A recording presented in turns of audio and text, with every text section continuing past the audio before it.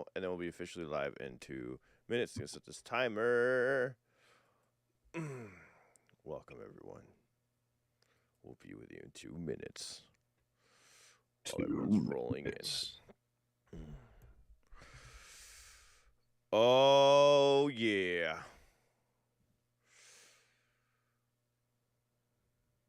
Liffy, how many? You know, I'm going to shut up with asking questions already. No asking questions already. It's not loud.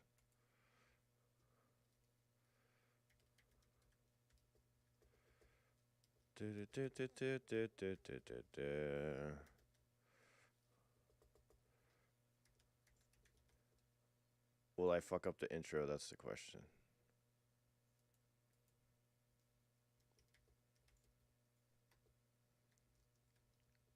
Champ looks like he's struggling for life right now. I dropped my jewel and it has disappeared. Oh no.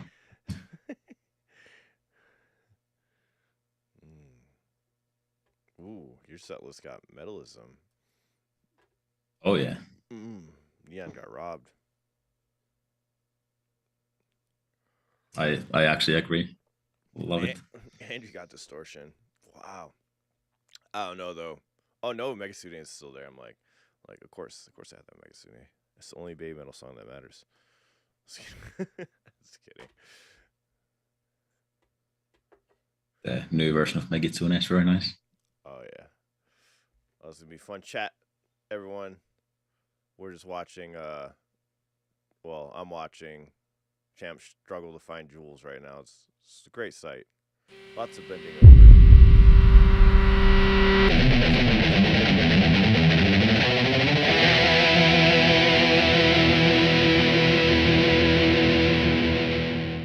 Welcome to the Guys and Guys podcast. We're talking about Japanese music news and other music-related things. Welcome to Champ's Chest and Lost. He's lost. Oh, we might get a show. Ooh la la. oh, and he is undressing. This is what you all came here for, and we love it. Finally, I gotta give it to them. I gotta give them the people what they want every once in a while. Welcome. We got Liffy here with us. We're gonna talk about some baby metal and his concert experience. We're looking forward to having him on probably multiple more times afterwards. You're going to so many shows, right? How many shows are you going to in the future? There's 5 more on this tour. You're going to 5 more? Oh yeah. Oh man. Wow. The cool thing though is one of those shows I will be with you and we will be live together in person. Yes, right? sir. Yeah, that's wild. We'll be meeting with you. That's just crazy. Champ is alive. I dragged him out of bed today. Look at, and he was undressing. I've never seen him so active, ever. I've never been so active. The amount of times that I wake up from bed it's very rare. Usually I'm just, all the times that you guys don't see me, I'm just sleeping the whole time. I never get up. I never move. It's just how my life is. I thought that's what normally happens. I figured you just don't do anything. You just sleep. Yeah, correct. Yeah. Is that what literally? What animals do that? Is that sloth? Are the sloths that sleep all day, or they just move slow? I think they just move in slow motion. I can't remember. Do you know, Liffy? Which animal moves slowly? I guess we could say turtle. But I think the sloths can just sleep while they hang from a tree or something. Yeah. That's impressive. Could you imagine just like being able to sleep wherever you are, just like hanging upside down or some shit?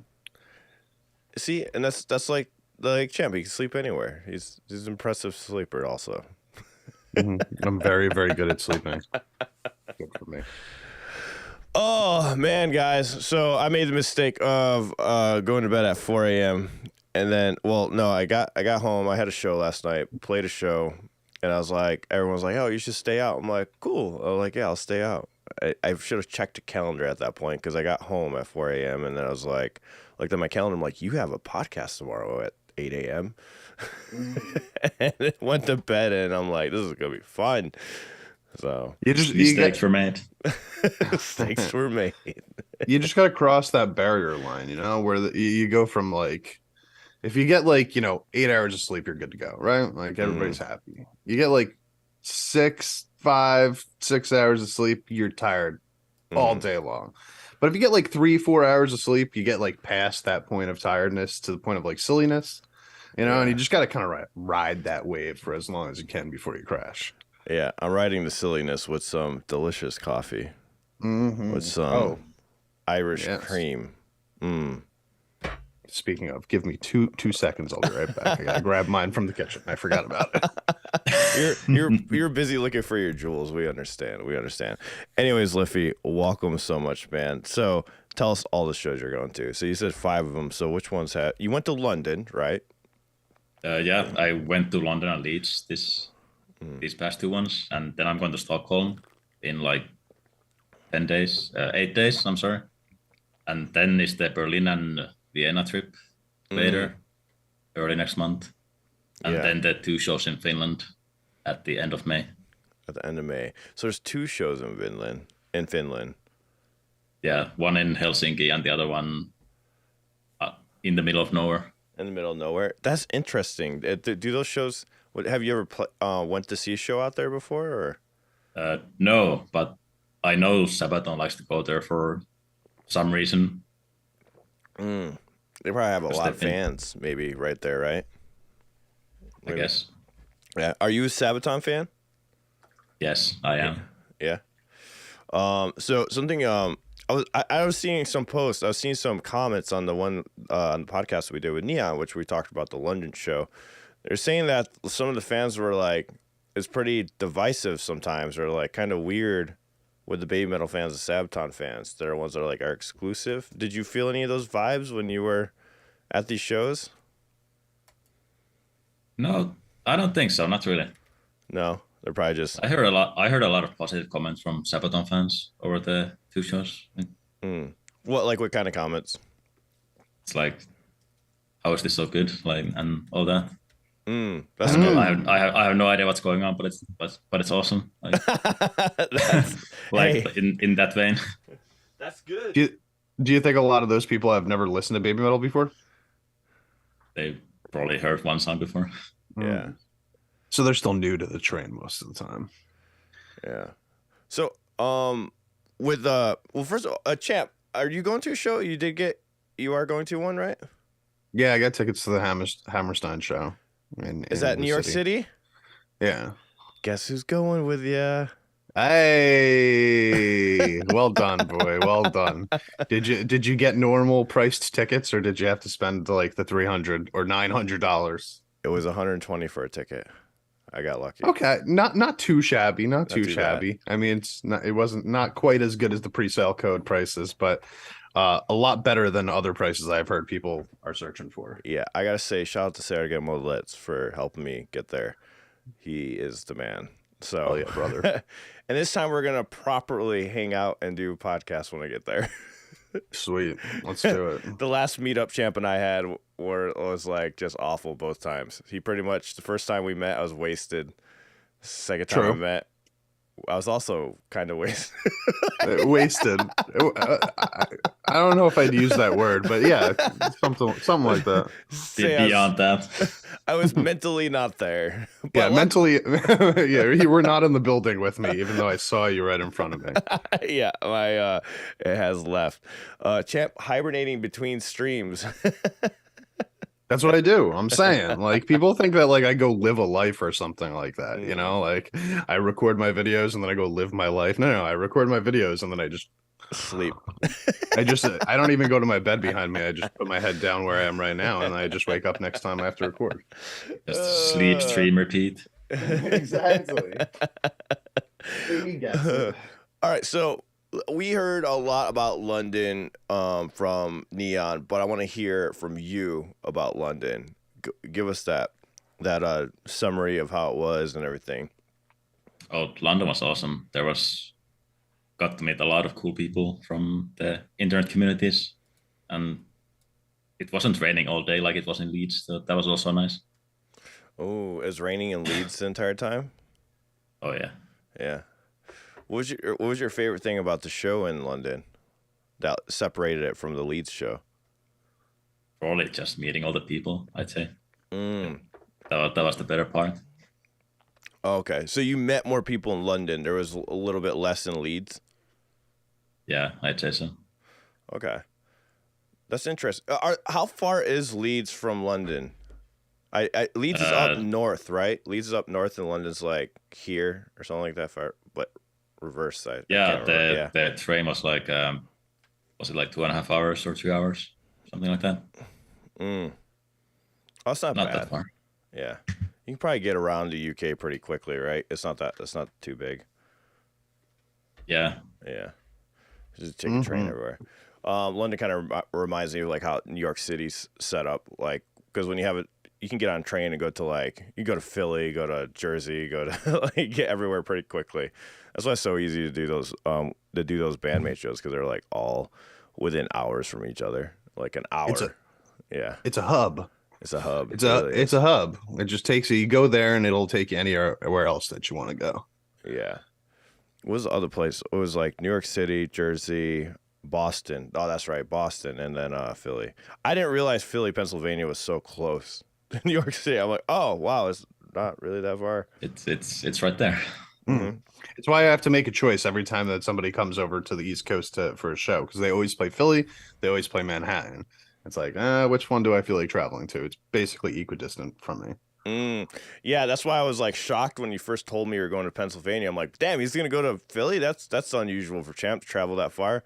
And then I learned that it was only like an hour.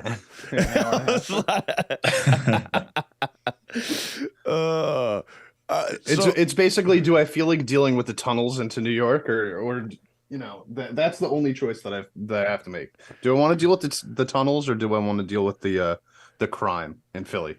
And whatever one I feel like dealing with less, I'll choose the other one. Yeah. So Liffy, with the London show, walk us through, man. Walk us through the set list. How was everything? Do you mean the London or Leeds one now? The London one. We'll start with the London one. We'll get into Leeds. All right.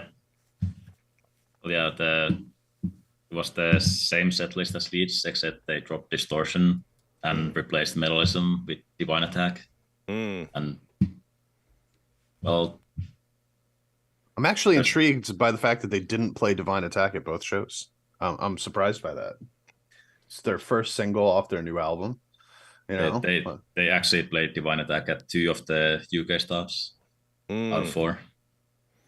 Interesting. Monochrome seems like the solid one, right? It seems like the Divine Attack spot is the one that's been rotating out, right? And the second song's been rotating out, but everything else has been kind of staying the same, right? Pretty much. Yeah, it's been the same set list except for that one song from the other one, swapping places. Yeah, and then what did they have instead of Distortion in London? It was nothing. It was nothing. Oh yeah, they lost the song. That's right. That's right. I forgot about that. Yeah. Why? What happened? Well, my theory is that they planned to play 8 songs on the tour, but and they tested the waters with that at Leeds, but they decided that they'll play 7 songs going forward to make the time schedule better. Oh shit, that's crazy. So everyone else has gotten 7 songs so far after Leeds. Yeah, and at Leeds they played 1 more to try if they can make it work.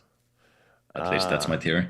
Gotcha. So everyone that went to the show in Leeds got an extra song. Everybody. So when I get there, we're getting 7 songs. That's crazy, man. Yeah, most likely. And Sabaton plays like a good 15-song set, right? Yeah, I actually haven't checked how many it was. From what I saw yesterday, it looked like about 15 songs. It's interesting that the opening band is playing so short. I would think at least an hour, but that's I guess that's close to an hour, right? It's actually pretty long for an opener set list. 7 songs and 40 minutes. Well, because they're co-headlining the tour, you know what I mean? But yeah, you're right. So his opener would be Lordy. How about Lord? What was Lordy's set like? It was okay. Yeah. I'm not sure how much to say about Lord. It's a great live band. Yeah. They're carried by one song since 2006, so it's fine. Yeah. I don't know what song that is. I've never even heard of this band before. That's what I heard. They're famous for like a song, and I did check out that song, and I wasn't the biggest fan of it. But they're like, trust me, it's a killer one live. I'm like, all right. Yeah, Lord is definitely a live band. Yeah. I would say all three of these bands are a live band, right? Yeah, for sure. Yeah, actually, yeah, because Sabaton's way better live from what I've seen. So is Baby Metal by far. Yeah. Mm-hmm. Yeah, it makes for a great combo with these three bands. Mm-hmm. Yeah. I'm sure. Any highlighted moments from London though that you remember walking away from, like on stage between Sue and Momo Metal and Moa? Well, the big takeaway is that how much energy Momoko puts into her performance. Mm-hmm. It's incredible to watch. All right. She has so much hype on stage. Cool. She needed to have that, coming in and being like, she's not like technically an outsider, I guess, because she's been around for a couple of years doing the helper role. But like, when anybody new joins an already established prominent band or group or something like that, that new person kind of has to like, show off a little bit to prove that they belong. So it's really nice to hear actually that she's put it in the energy mode, to kind of be like, okay, pay attention to me. Like I fit here, nobody has to worry about anything. No, I'm not Yui, but I could bring my own thing to the table. Oh yeah, she definitely embraced the role really well, and fans embraced her presence really well. Very Awesome. cool. And all right, so now Leeds. Go ahead and walk us through Leeds, man. So the set list for Leeds starts from the beginning, walking to that concert to the end. So you could feel the audience starting to lose their shit, or at least the first two rows, which were BABYMETAL fans, when we heard the intro for BABYMETAL Death as an opener. Mm-hmm. They played the original intro from 2014, so everyone knew what was about to happen. So it was awesome, because the speculation was if they play BABYMETAL Death or Metal Kingdom as an opener. Mm-hmm. And I was hoping for BABYMETAL Death, and we got it, and it's awesome. So we can get the more Metal Death going on. Oh, very cool. Oh, so that song that they've been swapping out, has it only been Divine Attack and Metalism that they've been going back and forth with? They actually played Metal Kingdom in Cardiff. They have a full whole separate choreo for it when it's not in an opener slot on a big show, without the drums and costumes and all that. That's pretty cool. So because I was wondering like if they were going to play that, everything we heard was it's supposed to be a lead-in for Divine Attack, right? Like that was like the whole thing, like on the album and live, I guess. But for that they dropped the costumes, they dropped the forks, they dropped the drums, and they just had a different choreo for it entirely. It was pretty cool. Okay. I do love that they did that though. That's like, it's basically like coming up with a second performance, for the same song, just depending on what your set list is looking like. Yeah, so it works in a non-opener slot. 100%. And second song was, of course, Distortion, the lead special. Okay. Not much to say about it, just your standard Distortion performance. Yeah. Okay. And the third one was Megitsune, which actually has a difference now, because they extended the call and response part by a lot, and they throw in kami solos and all that. Oh shit. That's really cool, actually. Yeah. The first time they did that was at the Arena on the second night, or might be the first night. I don't remember. So this is just for this tour. They've never done this before. They did it in Japan one time, and now they've been doing it on every show. Very cool. Very cool. It's great. See, Megitsune is that song that I remember when we were doing the BABYMETAL tournament over on our channel, Alan kept telling me, no, this is the BABYMETAL. This is the BABYMETAL song. This is the one that everybody likes. I called it. Yeah, and he said, "This is the one that's gonna win," and I said, "No, no, no, no, no, no, no, no, no, not even close, not even close." And it won. Because honestly, Megatsuni, it never grabbed me like some of their other songs, so I never even realized that was the case. But after that, I had gone back to listen to it a bunch of times just to be like, okay, why is this one? Why is this the one that the fandom has latched onto? And I like it, but I still don't love it as much as I love some of the other Baby Metal songs. Because it is baby metal, man. It is like everything. It's the Baby Metal song. Yeah, yeah. It's like every genre that they always spawn off to came from Megasune or something. I don't know. I don't know. It's like has everything. Oh, especially with the growls when they come in the middle of the song. I can't believe they added solos to it. I'm way more intrigued by it having like a solo section from the Kami band now, and like, you know, whatever else they're doing with it live on tour. I want to hear this version of it because I think this might be the version that's going to make me go, oh, I get it now. Yeah, it gives it nice variation. Yeah. Well, they've done that at other concerts, right? Liffy, they've done some different kind of different things with Megasune live. Yeah, they've had some minor differences, like one that comes to mind is the Soya part in Tokyo Dome. Yeah, exactly. Yeah, where it goes on for a good minute. Yeah, for sure. All right, so after Megasune? After Megasune is, of course, Papaya. They play like every time since Metal Galaxy dropped. And if you look at any fan cam from this, you can see that the whole first two rows is towels and nobody else has them. It's kind of Towels? The towels you wear around on Papaya. Oh yeah. Oh. When you said that, I immediately started thinking like, why is everybody getting wet? Probably.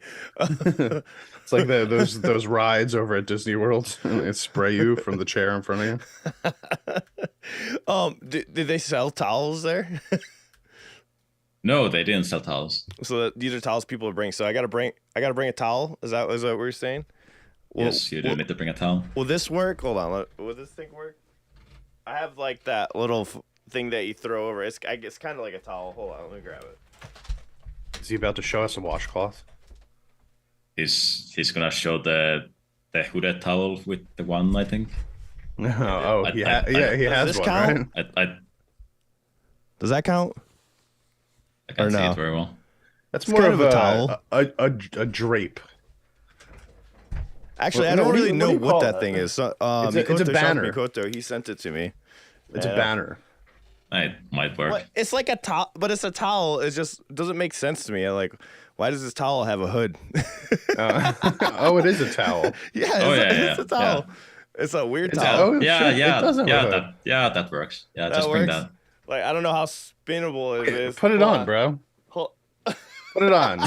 Put on the towel hood. Come on, let's see how that looks. It looks fucking I'm weird. intrigued. I'm intrigued by this now. Okay, yeah, that's very, very stylish. Beautiful. Because my hair is wet, and I gotta I gotta dry it.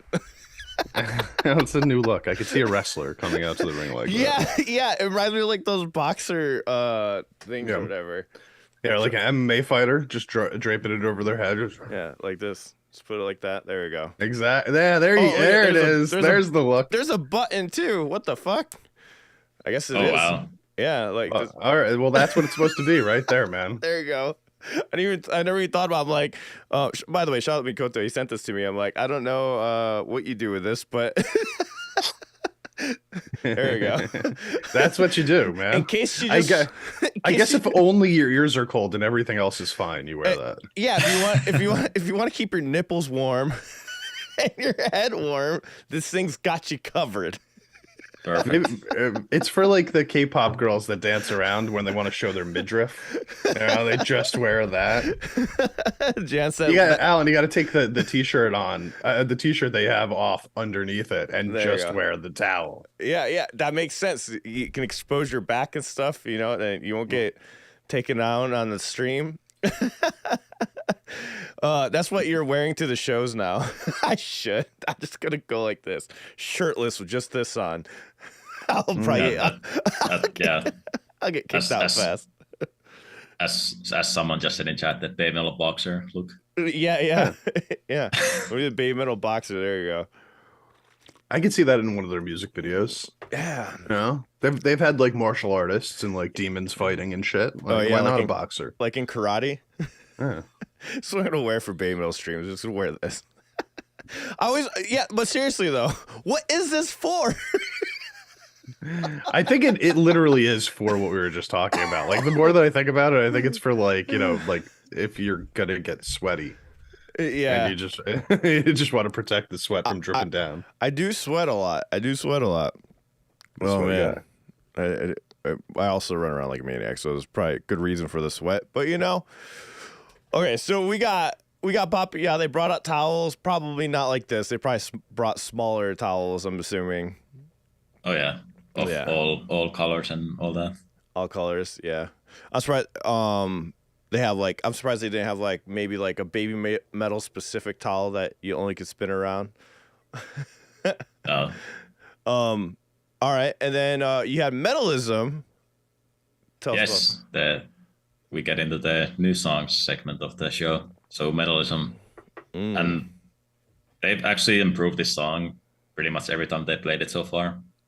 Yeah, because it was kind of underwhelming in Japan the first time because the mix was really bad on the first night, and then the mix ended up being better on the second night. But in Leeds they actually added a lot more guitars and drums into it, so it's a lot more full. Oh. And this was probably the best version of it I've heard so far.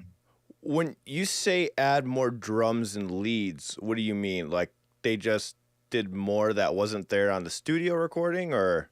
Yeah, exactly. Oh, not more actual guitars, but more playing the guitars.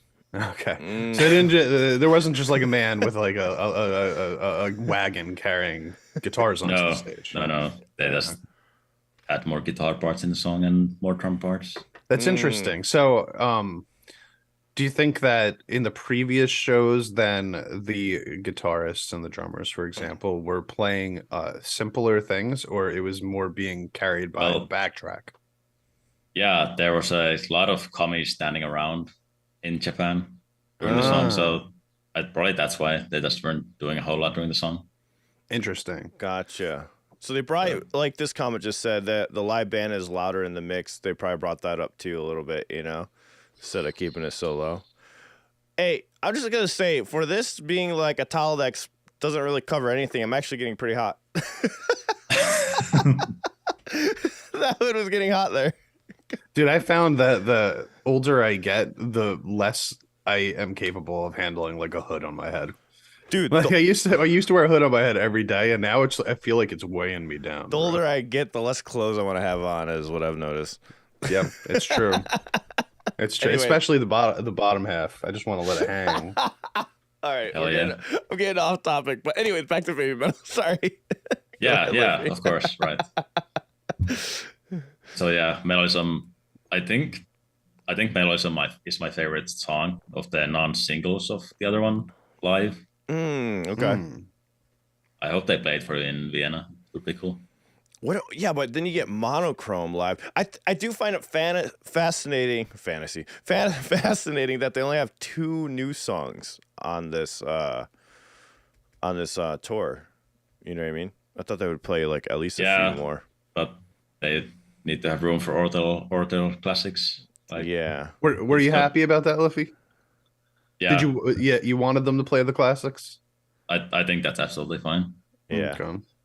There's a reason they play these songs, because crowds love this. Yeah. Honestly, most bands when they release a new album, it's like they come out and they play like 75% of their set will be the new songs. And while that's cool for promotion and all, I don't think that that's usually. Yeah, I don't think the that's fans. the way. Yeah, I don't think the fans are really there just to hear the new stuff most of the time. I think they're there to hear your all-star lineup, right? Yeah, like your hits. You want a healthy mix of all the new stuff most of the time. So I'm glad that they're not, you know, it's only a 7-song set, you know, like what are they going to drop, right? Like what songs aren't they going to play in order to play the new songs at that point? I think a lot of people would probably go home disappointed if they didn't get to hear some of their faves. you know. Yeah. So Yeah. it's a good plan. It is a little weird. It's a little different. But three I like it. songs? Maybe do three, you know? Like, Maybe. I mean, what would you want to drop though from the set list? Like, No, what's the last song? Was it Monochrome? I wouldn't want to drop Uh, anything. I would just want to give him an extra 30 minutes. That's all. Yeah. Just give him an extra 30 minutes. If we dropped one song from the 7-song set, it would have to be "Gimme Chocolate," I think. Ease. Yeah. Yeah. I would say And- Papa and, like- Ya. But I would say- that's also kind of a hard drop, in my opinion. Yeah. That's a really hard drop. I think that's probably the song that most people heard first from them. Yeah. Because all of these are just awesome live songs. It would be hard to drop any of them. And I agree. They're all awesome live songs. And I almost would argue that Metalism, you know, even though that would be a new song, would probably be the hardest live song on this set, actually. Like, as a crowd, you know, like, crowd engagement, you know? Because Monochrome, you have everyone putting up the lights and everything. Did they do that at this show? Did they stop the crowd and have them put up the lights and all that? Yes, of Yeah. course. So you see what I mean? Metalism, that's probably like the one song on the set list, or maybe Distortion. I don't know if they did a lot of crowd stuff with that song, but yeah, the song I would drop, Really. the song I would drop would probably be Distortion, even though I like that song. Me too. Yeah. And that's exactly what they did. Yeah. Yeah, oh yeah, that's right. That's right, they did. See, on the same wavelength here, you know? It makes Of sense. course. But I gotta say, if they did keep 8 songs, I wouldn't have kept Distortion anyway. Personally, because like I just feel like I wonder, do they still play like if they play like a longer set, do they still play like Road of Resistance, for example, or is that like Yes. they do? Okay, Yeah. So, it's but very if it's much a staple. yeah, but they didn't play it on this, right? No, they did. Yeah. It's the last song. Oh, of they the did. set. Oh, I thought you said they didn't. Oh, Yeah. I'm sorry. That's my fault. Yeah, Road of Resistance, like everyone. But like, what about IDZ? You know, like that's one I think would be a crowd pleaser. No, that could take over Distortion's slot like pretty easily. IDC is more like for a big show with Yeah. a lot of production. Yeah, that's true. Can you just give me the rundown of the 7 songs real quick, one more time? Just So we got- in a row. Baby Metal Death, Distortion, Megasune, Papa Ya, Metalism, Monochrome, Gimme Chocolate, and Road of Resistance at the Leeds show. No Distortion. No, it had Distortion. This is the only show, right? The only show that had Distortion, Yeah, right? yeah. Oh, okay. They Yeah. So dropped it. no karate. No. Yeah. No karate, no headbanger, and Mhm. Oh, Headbanger would be a good would have been a good replacement, I think, for Distortion. No, it does for a long show. It doesn't matter. But so Monochrome, how was that? So you saw Metalism, then Monochrome was next. Monochrome is just a perfect song live. It's absolutely amazing. It's Did they- the sound is so good live. It's so heavy. And the choreo is also amazing for the song. It's perfect live. Nice. It's amazing. And do for Monochrome, was it the same as they did in Japan for the most part, like how they did it? Because she was pretty emotional in the Makahede Messe Hall concert. Was she kind of like getting emotional also when she sings this song? When you saw her in London and Leeds? Yeah, the only difference is that she does that one Japanese part in English on this tour. At least on the UK shop stops. Oh, so she switched to English for this, for Monochrome. Yeah. Wow. Yeah, it's just that one line at the start of the phone section. Heidocio saying Barone is the perfect drummer for Monochrome. I can imagine that. You Barone's can such a just say beast. that Barone is the perfect drummer. Full stop. Yeah. Just in general. Somebody mentioned "Catch Me If You Can." Oh my God, I've that's a great song too. I remember that song. Yeah. Give me Ine. I'm all about it. Oh yeah, or Ine. Yeah. I don't know. "Catch Me If You Can" is a good song, but I don't know if that's like one of the staple songs. You know, they do have. Then again, like all their songs are almost staple songs, so I don't know. Yeah, I mean, to me, like the two that I feel like are total staples that weren't mentioned on those set lists are Karate and Rondo of Nightmare. To me, and maybe I'm wrong about that, but like those are the ones that I always associate with like a top 5 baby metal track. Well, Not even necessarily Rondo, quality wise. not so much, but Karate definitely. Yeah, I don't know about Rondo. Rondo's like the musician, like orgasm song. That's why I like it though. There's got to be some musicians out there listening, right? We're here. That was for that. It's a musician stroke for that one.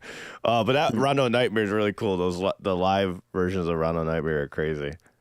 And they're always different. If I remember correctly, they always change it up too on that song. Yeah, they changed the solos on that. But Yeah. I think Monochrome is well on its way to being another live staple on the setlist. Which one? Monochrome. Monochrome is going to become a staple for sure. 100%. Monochrome is going to be one of them. They've played 8 shows this year, and they played Monochrome on 7 of those. Wow. So yeah. Yeah, and that's only because they had a 2-day thing in Japan. So, see, I want to go to Baby Metal for that, where they do the hour and a half each night. That's what I want to go to for sure. I don't know how I'm going to make that happen, but that'd be awesome to see. I think we'll probably get that in New York. An hour and a half? I don't think we're gonna get an hour and a half in New York. Think about it. It's only 2 bands, right? It's and one of them is a cartoon. So I kind of feel like if they give the show itself 3 hours, I could definitely see them going for 90 minutes or at least something close to it. Wait, yeah, how? Because I'm not familiar with Deathklok at all. I can't even think of a song right now that I've heard by them. Honestly. Oh, I can't think of a song from them either, but I've heard all of their songs because they're from the Adult Swim show Metalocalypse. I know that much. I do know that much. And then and plus we have Jason Richardson. So it's 3 acts. Forgot about that. So Jason Richardson is going to be also playing. He's a famous guitar player, I guess.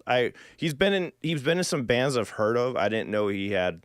So like I need to look into him. I have no clue what he does, but apparently he's a phenomenal guitarist. I've never heard of him. Yeah, it's the first time I heard of him as well.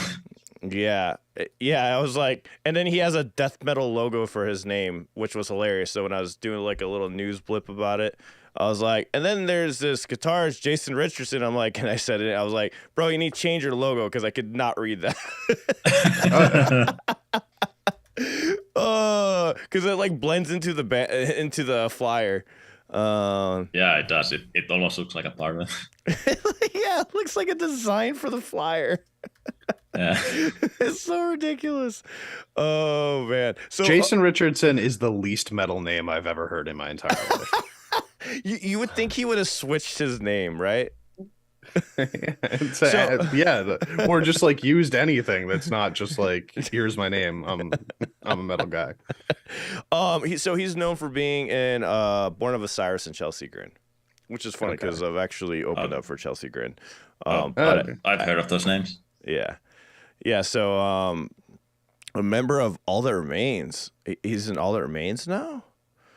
Also, wow. Parish, he was part of. That's crazy. So, anyways, that's really cool, man. I mean, he's in some really notable bands, really shreddy kind of stuff.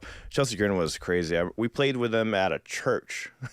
we played, so like it was a church turned into a venue, and they actually had church service there, and they would do metal every. I think it was every Saturday. Which was kind of crazy. It was a great venue. Awesome. It was a great venue. It's awesome. See, now this takes me back to when I said, like, I don't know, like 3 months ago, I was telling a story about how I fell asleep on a church pew at a concert, and you guys were like, "What the hell are church pews doing at a concert?" Well, here you go. here's the answer. Yeah. Apparently, people just turn churches into metal venues eventually. How to make church fun. That sounds right. Satan comes in, takes over, makes it metal. Oh man. All right, man. So we had Monochrome, and then that leads us into the next song, which was Gimme Chocolate. Gimme Chocolate. How was Gimme Chocolate? I think the last 2 songs on the set list were when the people raised up the pace on the crowd with the Gimme Chocolate and Road Resistance. Oh no, they picked it up. You know why? Because normally if it's an hour long, that would be like the ramp up, right? Yeah, uh, it's like people started waking up for the second half of the set, pretty much. And ah, you could feel the difference in the crowd with Gimme Chocolate because they really got up and partied for that, yeah. in my opinion. Well, if I mean, it's technically their biggest hit, right?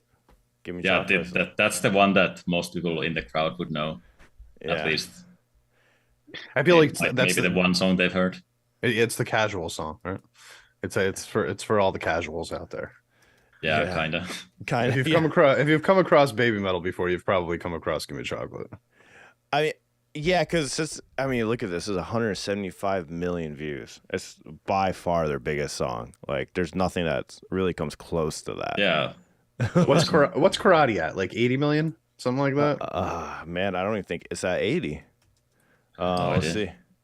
Let's see. Karate is at. Oh, you're close, man. 76 million. Yeah, I That's feel like I pretty looked close. at this kind of recently. I was pretty surprised by it, honestly, just because I thought that, I think Karate was number 2.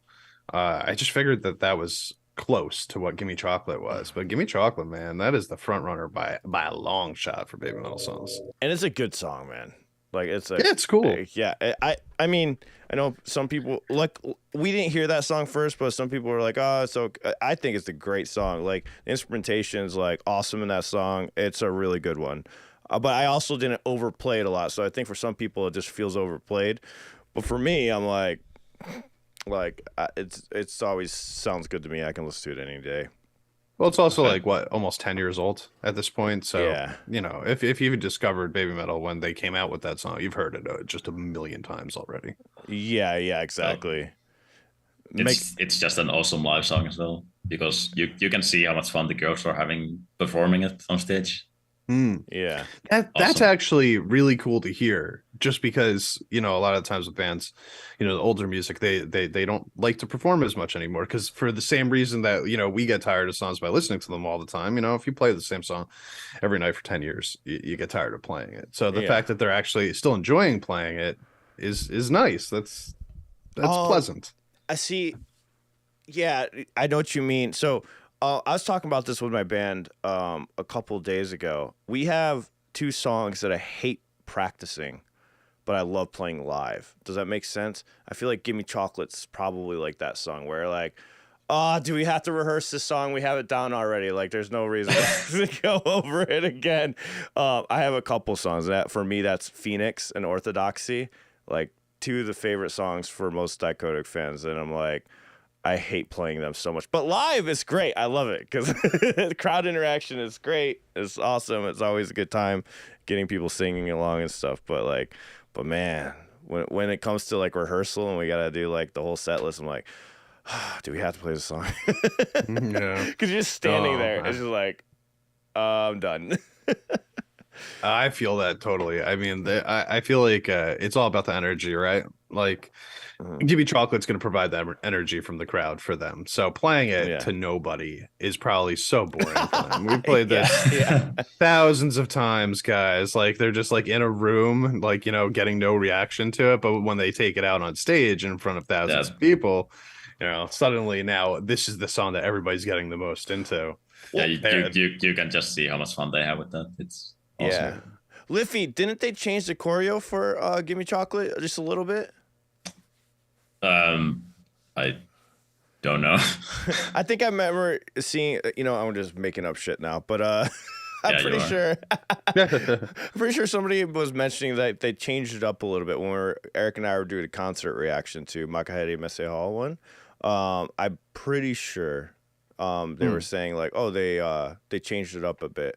But I think they always do that, huh? Like they kind of just refine things with the choreo for a lot of the songs as time goes on. Well, I guess it can depend a little on how their stage setup is, but I haven't noticed the difference, at least in my eyes. That's actually true, though, because sometimes they have like those rotating stages and stuff like that, where it's like you can't do the exact same stuff that you would do on a flat stage in those instances. Yeah. But I wouldn't be surprised if we saw quite a few of the songs change like a little bit now that we have like an official new member in the band. Maybe if they just want to kind of like make it feel like she's solidified as part of the band, change up a choreo, a couple steps here or there, just to say, hey, like we got a new member in here. Like we're not gonna just make her fill the UE slot. It's her own person, you know. So maybe we'll make an adjustment here or there for the choreo, just to kind of say, new era, new Momoka, new dance type of thing. Yeah, exactly. Yeah, maybe. So now that I think about it, because Sabaton's getting 15 songs, right? And It was actually 18 songs. I just checked it. 18. So when they do their, because this is technically this is a whole separate tour compared to the other tour that's happening later in this year, which is wild. So they're doing 2 tours, right? So their second tour that they're doing, they are the headliner. So I have to believe we're getting way more than 8 songs, right? But they're switching. Yeah, of course. They're switching headlining spots though with Deathklok. So I wonder how that's gonna work if they're switching. And you mean every show they're switching back and forth? Yeah, like one night BABYMETAL's gonna headline, and another one Deathklok is. So like it'll be half and half. I think they'll probably play mostly the same show, except they'll just decide who's going to go on first or second. Yeah, I think it'll be 90 minutes each. Yeah, it'll likely be a 3-hour show with like a 15-minute change in the middle, 15 to 20-minute change in the middle. So I assume that the actual playing time for each of them will probably be like an hour and 15, hour and 20 minutes. And yeah, then, something like that. Yeah, and then the break in the middle, the switch. Because it is good. There's going to be some kind of weird switch going on there, you know, because like both of these, like BABYMETAL is very performance heavy, right? Like, and they got a bunch of shit up on stage with them, and then Deathklok, we have no idea what we're gonna get out of that, because that's what the fuck, it's a cartoon, right? So like, who knows how long the actual switching in the middle of it is gonna take to get the next band prep to come out. It might be a longer than normal wait time, but I'm hoping they've got this down by the time they get to New York. We're getting this amazing mix of a cartoon band and an anime band in the same night. Right, exactly. Yeah, I never would have ever thought that these two would like play together. I know it makes I didn't see it coming. And then this Richardson guy, dude, imagine like that's a crazy thing. Like this Richardson guy that's playing, like to be able to open up for BABYMETAL and Deathklok, like that's insane. As a guitar player, like that's your main thing. I don't know what he's doing, but imagine like you're gonna be opening for these 2 bands. That to me, that's just like, wow. So Deathklok has to have like, do you think it's just going to be a cartoon screen the whole time? Is that what they do? I have no idea. No, it is actually a real band. Okay. Oh, really? They just have like actual people on stage? Yeah, here I got some pictures here. I'm a little disappointed. Yeah, I guess this is them, right? Yeah, this is them. Wow. So I've actually never seen a live show of Deathklok in any form, so I have no idea what to expect. Yeah. Oh man, commercials. I don't want them to just be like some band though.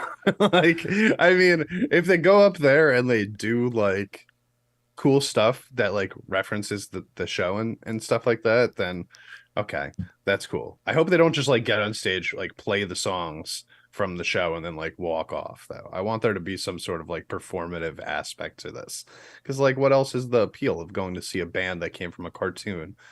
It's not just to go see like, you know, some guys stand on stage and play the instruments. Like that could basically be a cover band at that point, right? So I hope that they do have some sort of like, I don't know, hoopla, you know, give me something. Yeah, chocolate maybe. I wonder if they're gonna like it, like they have to. It's gonna be a good show. They're not gonna be playing with BABYMETAL and not put it on a crazy show, right? I'm sure it's gonna be an awesome show. Like, I think they're gonna have a lot of stage setup and all that with the band. Yeah, but it's kind of crazy. So. It's kind of crazy though, because like compared to like Sabaton, BABYMETAL, and Lordi, that's way different than BABYMETAL, Jason Richardson, and Deathklok. That's like drastic. Yeah, it's a very interesting mix. Mm-hmm. But that's the thing about BABYMETAL. You can pretty much throw them in the mix of any metal bands, right? And like get away with it. Yeah, kind of. Yeah, I mean, might as well throw like a dubstep artist or something in there, and you'd be still fine. You know, it really would work with most kinds of music. I mean, I think they could probably tour with Pop Person too. Let's have Taylor Swift open up for BABYMETAL. There we go. Just just don't say dubstep and BABYMETAL in the same sentence. We don't talk about that one. Don't say what? We don't talk about the dubstep and BABYMETAL collaboration. That's in the past. We don't mention them. What was the song that has dubstep elements a lot in? They have a couple songs. There's a couple. Yeah. There's Ine Uki Uki Midnight. Oh, there we go. The Uki Uki Midnight. That's what I was thinking of. I love that stuff. I think it sounds great. That sounds awesome. Great. Why, is there a thing about that? What's the thing behind that? They played one song with Skrillex back in like 2015 or something, and it wasn't good. Oh, wasn't good? Like at all? No. Oh, okay. EDM times BABYMETAL banger songs, I would say. Yeah, I like the songs with the EDM elements in there. The Headbanger Night of 15 remixes, a guilty pleasure. Yeah, that too. Yeah. All right, so last song, Road to Resistance. How was that song, man? For this song, I actually because I was at the barrier for the whole first 7 songs, and for this one, I actually left the barrier and went to start the Wall of Death. Ooh. Hey. Yeah, walk me through the Wall of Death, because that is the thing that is on my bucket list to do, is be a part of a Wall of Death. I've never been part of a Wall of Death, and I'm making sure it happens during a BABYMETAL song. Yeah, it was kind of tricky to get it started, but we managed to get a good pit going. So, but I heard on the shows after this one, the crowd was a lot more willing to do pits and all that. Oh, why? They're weird about it?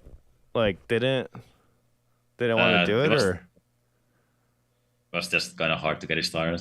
Oh, okay. So how do you get a Wall of Death started? Like, how does that even come about? You just go push people away and start making a circle and yell out Wall of Death a lot. Oh, yeah. Well, okay. So I thought Wall of Death was like you have like 2 lines of people, not a circle. Like, so you have the crowd literally split in half. You know, like when Sue goes like that, they just split in half, and then they all. I thought they all like run at each other, not like a normal pit. Like, am I wrong, or? You can also run at each other in a circle. Oh, you can. So Wall of Death can also be in a circle. I don't like that. That's not a wall. That's the circle pit. That also works. But I want to be part of the legit, like what you see in the Maximum Hormone videos and BABYMETAL, like, you know, the concert where like it splits right down the center of the crowd and then they fucking run at each other. That's what I want to be a part of. Maybe we can make that happen in Vienna. Yes. We'll see. I've never been in a Wall of Death. Been in pits, of course, but like, I just want to do that. Would you do that, champ? Yeah. Would you be a part of a Wall of Death? No, I would have done that 10 years ago. Why not now? Because I don't want to. I don't want all the sweaty guys all over me and blah blah blah blah blah. I'm good with the not touching nowadays. Yeah. I think it was just because it was like almost entirely a Sabaton crowd with like the first few rows at the barrier were BABYMETAL fans. So they weren't prepared to do a Wall of Death like that. So Sabaton fans not down with the Wall of Death. You think a band like Sabaton, there would be definitely some kind of Wall of Death at some point. There's a lot less than you would expect. There's a lot less. It's mostly just mosh pits for Sabaton. Yeah, that makes sense. They're a little more old school, you know. Yeah, like I get it. Like the Wall of Death to me is like with BABYMETAL, like, you know, it's more personalized. I think. To BABYMETAL, it's like a balance, right? Like with BABYMETAL, it's all happy songs, and then you have Wall of Death, and then Sabaton has a lot of songs about death, so they're like, well, why do a Wall of Death? Well, it's just overkill. It's just overkill. It's just overkill at that point. Okay, Sabaton, man, tell me about Sabaton. Sabaton was awesome. There were some really nice surprises during the show. Yeah, what were some of those surprises? Well, Okay, we can start with the intro, I guess, because they did a big debate at the start. Mm-hmm. They started playing the intro for Sarajevo, and then it looked like they had a pyro malfunction because they had like one firework going up and exploding. And then a bunch of guys came out with lights and they took the wrapping of the sets because it was still wrapped. Oh. And then they started playing the ye old Art of War intro, the Sun Tzu says, Yeah. and then they went into Ghost Division. Nice. Oh, that's And great. That's kind of scary to have a malfunction like that. yeah, but it wasn't a malfunction because they did it again in London. So Oh. it was on purpose Oh, it was on purpose. Okay. because they ended up playing Sarajevo live as a full version for the first time ever in the show. Oh, okay. So that's why they cut the intro short, because it used to be an intro song as a backtrack, but now they actually play it live, which is amazing. Nice, nice, nice. And That another was- surprises? Other surprises, well, they played the 1916, the Motorhead cover for the first time, which actually only dropped like a few hours before the show. Oh, The music video. Cool. that was the first show before that song, huh? That was the first show after all those songs dropped, right? Because BABYMETAL dropped their first take, and then Sabaton dropped their 1916, and then they started that tour that day, right? Yeah. That's awesome. Yeah. How was 1916 live? Because that was a great cover. That was an amazing cover. That is no joke. I think it would have helped if I actually watched the video first, but it was okay live. It's just okay live. Yeah. What do you think about the video? The video was a lot better. Yeah. Yeah. Why do you think that? Why do you think so? Because the video just hits a lot harder in the feels. It So doesn't really doesn't have the same effect live. It's like about the sentimentality, the Yeah. emotional value. Yeah. Of it. Yeah, definitely. And then other ones, they played Father live for the first time. And they actually did like a full storyline between Father and the Attack of the Dead Men. So it just went into the next one with the same stage props and all that. Oh wow. Okay, cool. And those were the premieres, and other surprises. They actually played Into the Fire, which is an older song, a lot older song from 2010. 2010. Wow. Yeah, it was from the beginning. Yeah, that's from the Primo Victoria album, which they haven't played in forever, which was awesome to hear. And then they played Winged Hussars, which has been a Poland special until now, pretty much. Oh, okay. So they have certain songs for certain areas sometimes where they're like specifically play, or Yeah, they do. Their set list changes based on what country they're playing. Like okay. for example, when they played in Glasgow, they played Blood of Bannockburn, which is the Scotland theme song. Oh, that's really cool, man. That's really cool that they're like change it to that. Cause I forgot who I was talking with. Like we were saying, like with Sabaton, like you like no matter what they're singing about, you feel patriotic even if you're not from the country that they're singing about. Like because the way that they're like presenting the song, like it's very like it's just uplifting and like or sometimes really sad. But like I don't know, it makes you like just like yeah, like ready to rally the troops or whatever. Yeah, You know. it's very cool that they do that with different countries. Yeah, I didn't realize that. That's pretty awesome. I think it's a great. Yeah, I think that's a great idea. Honestly, it just makes it feel more worth it to go to the show when they come to your area. You know, yeah. it's like, oh yeah, they're gonna play their show. I like to see Sabaton anyway, but they're also gonna like hone in on particularly like where I'm from and play something directly from that area. That's like a little bit more of a bonus, you know, when you go Yeah. to see them. What Yeah, song? What but- song would they play in the U.S.? Devil Dogs. Oh, okay. Well, they have a lot of US songs, but that came to my mind first. Yeah, I wasn't sure, like, because I don't know if I've heard that song, to be honest. I've heard one album by Sabaton, and I can't remember which album it is. I have it around here somewhere. Somebody sent it to me. But yeah, I can't remember what songs were on that one. I gotta listen to more Sabaton. Sabaton's one of those bands I've been waiting to see live because I know I'll enjoy it way more live. Like for They sure. should play the national anthem when they get over here and like metalize it to Sabaton it. That'd be interesting. That'd be interesting. Okay, Yeah. one more surprise on the set list, which was Carolus Rex, the Swedish version. Mm, They usually don't play outside of Sweden. yeah. they usually play the English version, but it was awesome to get the Swedish version here. And outside of that, it was pretty much a standard Sabaton set list. Mm. No So- other big surprises. Oh, nice. All right, man. Is there anything else you want to tell us about the set? No, I don't think so. Not really. They did a long ass call and response part for Swedish Pagans at towards the end with their drum solo. Yeah. They like made the audience do the whoa Yeah. How long did it go on for? forever.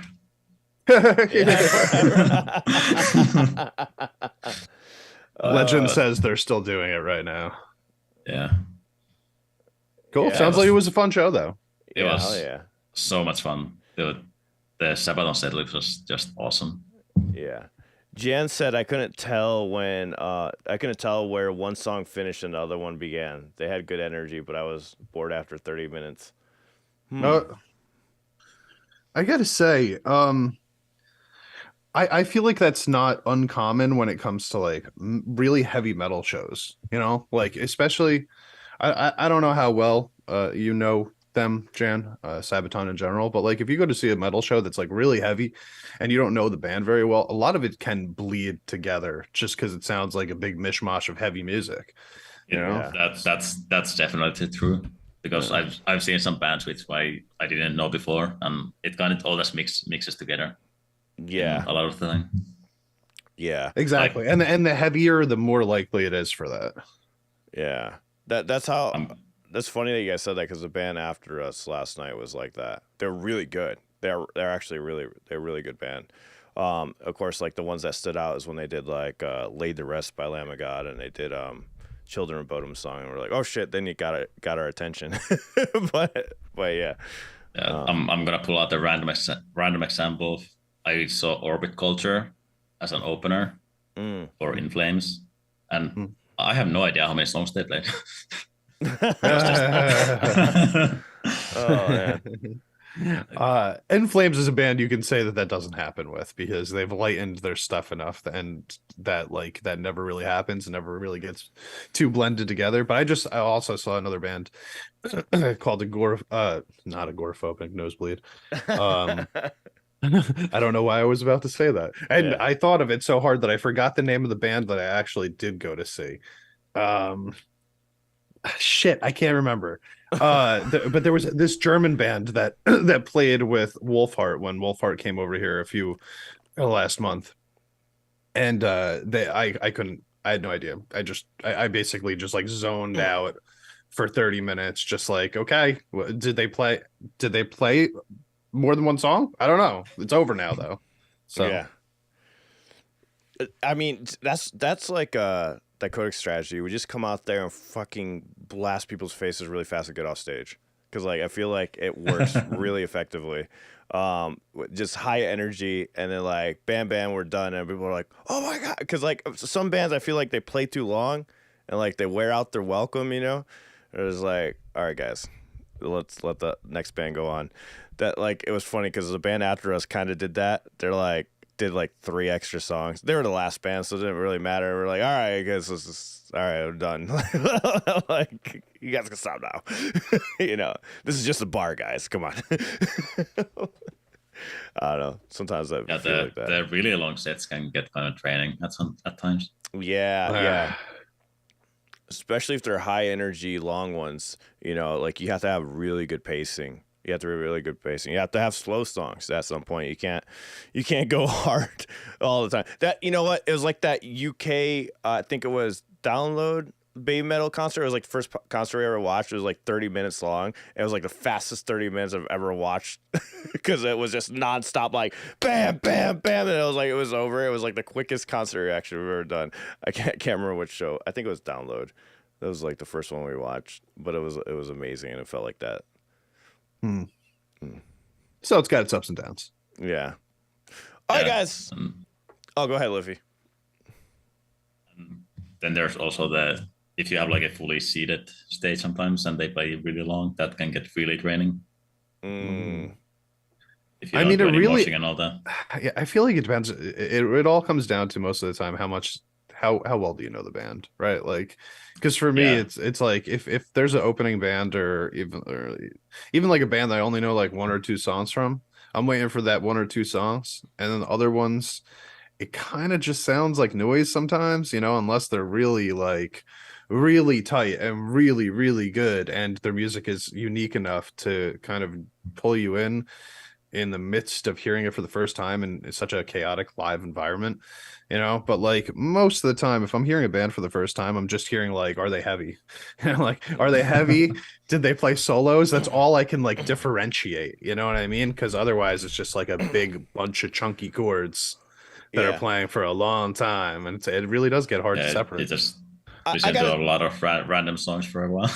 I gotta say, when I listened to Sabaton's album, though, I did feel like a lot of them were very similar to each other. Jan was making up a good point. Like, I don't feel that with Nemephil and Baby Metal or Band-Maid. Sometimes with Band-Maid, I feel like they're kind of similar. It depends on the album. Um, but yeah, it's like, what was I gonna say?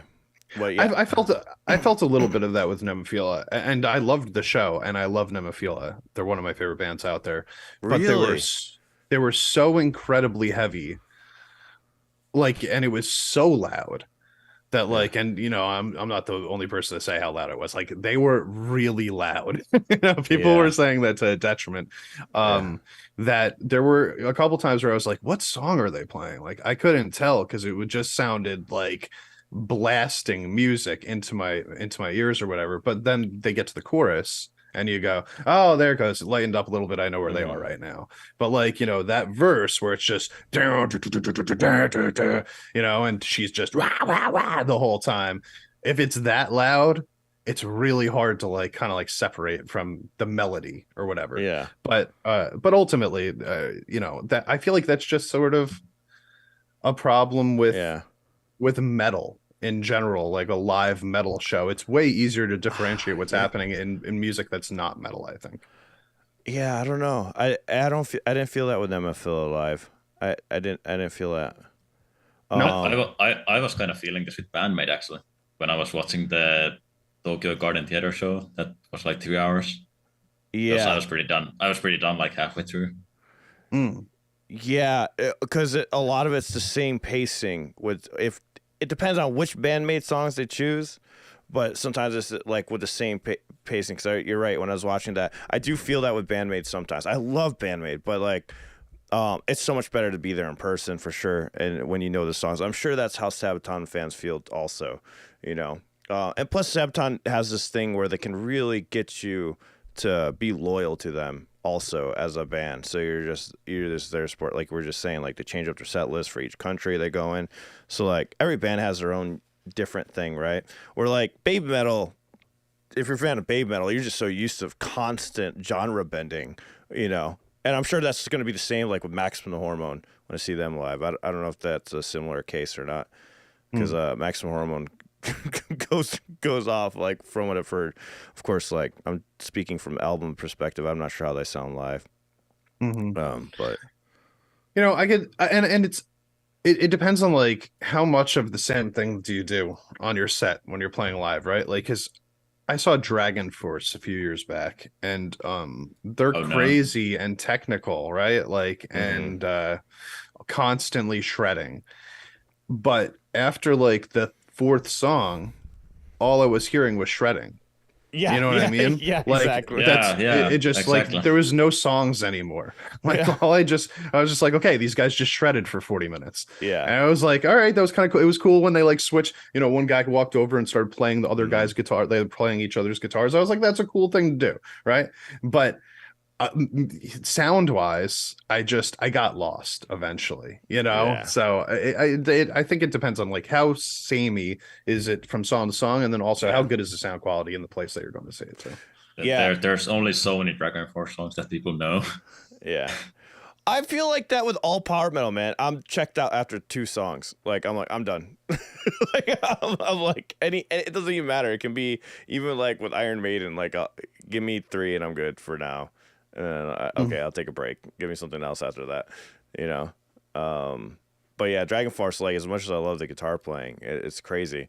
I'm a big fan of doing the thing where like, so for instance, like that Codec set list, we have like a clean guitar song, hard rock feel, right? Really bluesy, orthodoxy, and then we'll have like a song with power metal elements in it, you know, and then there'll be one song where we just fucking shred the entire time. You know what I mean? Like I love doing stuff like that. So that's why I like baby metal so much, because I always feel like, cool, I'm gonna get, like we're just saying, like, oh cool, I'm gonna get some dubstep elements in this song. This is badass. You know what I mean? But you still have the core sound. But then, there's so much variety. You can just keep going. Oh, and then after that, we're gonna get a chanting song. Papa, yeah, okay, let's go. You know, like that's really cool. It does make a lot of sense. As Orchidan said in the comments, it's about changing the momentum of the show, right? Exactly. Like if everything is the same pace, things get drowned out. But if you can go from one song to the next song to the next song, and all three of them sound different, then it's going to keep everybody engaged. Yeah, exactly. Baby Metal's really good at that. Their songs are like that. Like just in general, like I think that they have so much diversity amongst their catalog that it would be hard to actually get lost in one of their sets and not know what they're playing. Like I feel like you could tell which song a Baby Metal song is from the first, like the opening 10 seconds every time. Yep. Yeah. I definitely agree. Right, like immediately. Where yeah, like every band has their thing. Like I think with Sabaton's more about the crowd interaction, right? When you were there, Liffy, they were getting people to do chants and stuff like that. Yeah, they do that quite a bit. Yeah. Cool. How heavy was it? How heavy were they? Like compared to the CD? Because the CD, I always feel like it sounds good, but I'm like, can't imagine how heavy they are live. Are they pretty heavy live?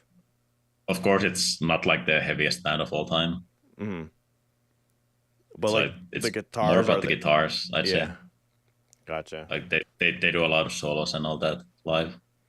Gotcha. But their guitars are awesome. More about the technicality than the heaviness. Yeah. Yeah, for sure. We actually got some Kitsune signed from the Sabaton guitars, which was fun.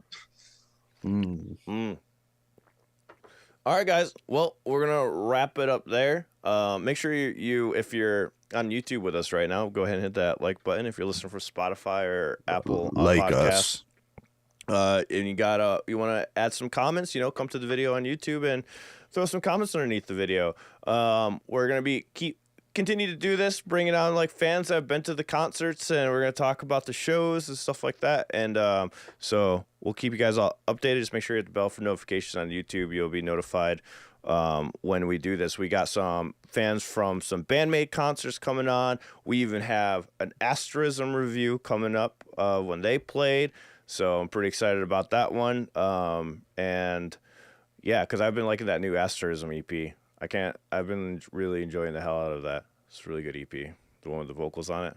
Have you guys heard that Asterism EP yet? Not yet. No, I'm not deep enough in the Japanese music. Yeah. I would give that one a listen. One day they're like, it takes several layers to get to an asterism, Eventually you'll get there. Yeah, I mean it's pretty good. I'll give it a listen, guys. If you guys never heard that name before and you're just hearing it for the first time right now, go check out that EP. You might be surprised. It's very enjoyable. Bass player's just fucking killer.